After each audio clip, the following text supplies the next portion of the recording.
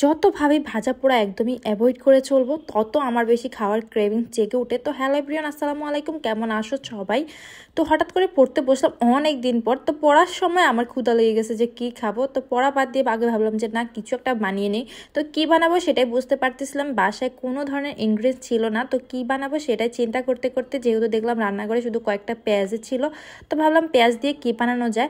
হুট করে মাথায় চলে আসলো কয়েকদিন আগে আমি একটা মামার কাছ থেকে পেঁয়াজও খাইছি। তো আমরা কিন্তু সচরাচর পেঁয়াজও বলতে বুঝি ডাল দিয়ে যেগুলা বানায় সেগুলা, কিন্তু না, ওখানে গিয়ে একদমই দেখলাম যে পেঁয়াজও মানে শুধু পেঁয়াজ দিয়ে উনি একটা বানাইছে। এত বেশি টেস্ট লাগছে আমার কাছে। তো যেহেতু পেঁয়াজ ছিল বাসায়, তো পেঁয়াজ দিয়ে এই জিনিসটা বানাই খাইতে হয়তো দারুণ লাগবে। আর তোমরা যতটা সহজে দেখতেছো আমি পেঁয়াজটা কেটে নিচ্ছি, ততটাও সহজে আমি কাটি না। এই পেঁয়াজগুলো কাটতে আমার মনে হয় আধা ঘন্টার থেকেও বেশি সময় লাগছে। আর চোখ দিয়ে তো এত পরিমাণ জ্বালা করতেছিল কি বলবো। একটা জিনিস খেতে চাইলে যে নিজেকে আবার কষ্ট করে খেতে, এই জিনিসটা আমার সবচেয়ে বেশি বিরক্তিকর লাগে। অনেক কষ্ট করে এক বাটি পেঁয়াজ সুন্দর মতো কেটে নেওয়া, আর এতগুলো পেঁয়াজ কাটছি। আমি মনে মনে ভয়েও ছিলাম যে আমার জামাই যদি দেখে পেঁয়াজ শেষ করে ফেলছি, আর এমনিতে জিনিসপত্রের যে দাম, আর আমি কয়েকটা পাকোড়া খাবো বলে এতগুলো পেঁয়াজ শেষ করছি, এটা চিন্তা করে ভয় লাগতেছে। তো কী করবো, যেহেতু খাইতে মন চাইছে যে, আর আমার যে কোনো জিনিস যদি করতে মন চাই দেন খাইতে মন চাই, সেটা লাস্ট করতে হবে, খেতে হবে, সেটা যত কিছু দাম হোক না কেন।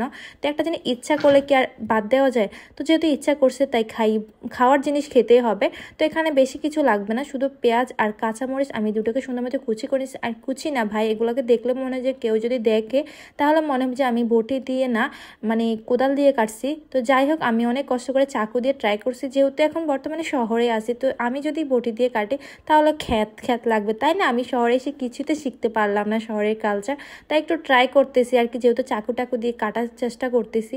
আসলে আমাকে দিয়ে এসব কাজ হবে না, যতই চেষ্টা করি একটু শহরে ভাব নিব, কিন্তু না ভাই, ওই গ্রামের খেতে থাকবো। তো যাই হোক, আমার কাছে ওটাই ভালো লাগে। তো এখানে শুধু কর্নফ্লাওয়ার একটু দিছি, আর শুধু একটু আঠালো ভাব হওয়ার জন্য, আর একটু জিরার গুঁড়া, তার হচ্ছে লবণ, এটুকু দিয়ে আমি জাস্ট এটাকে একটু আঠালো করে ভালো মতো মথে নিছি। আর লবণ দিছি, লবণ দিলে অনেকটা পানি ছেড়ে দিছে। আর এই তো তেল ভালো মতো গরম হওয়ার পর আমি একটু দলা পাকিয়ে সুন্দর মতো চেপে চেপে দিয়ে দিচ্ছি। আর বেশি হয় না, এক কড়াইতে আমার সুন্দর মতো ভাজা হয়ে গেছে। দেখতে পাচ্ছ খুব সুন্দর মতো এগুলো একদম আঠালো হয়ে লেগে গেছে, একটা দলা শেপে চলে আসছে। আর তোমরা খুব বেশি আটা দিতে যাবা না, দিলে কর্নফ্লাওয়ার নয়তো ময়দা দিবা, কিন্তু এটা বেশি পরিমাণে দিলে কিন্তু টেস্টটা নষ্ট হয়ে যাবে। জাস্ট সামান্য পরিমাণ দিবা, যাতে পেঁয়াজগুলো সুন্দর মতো একটার সাথে একটা একটা দলা শেপ আসে এরকম।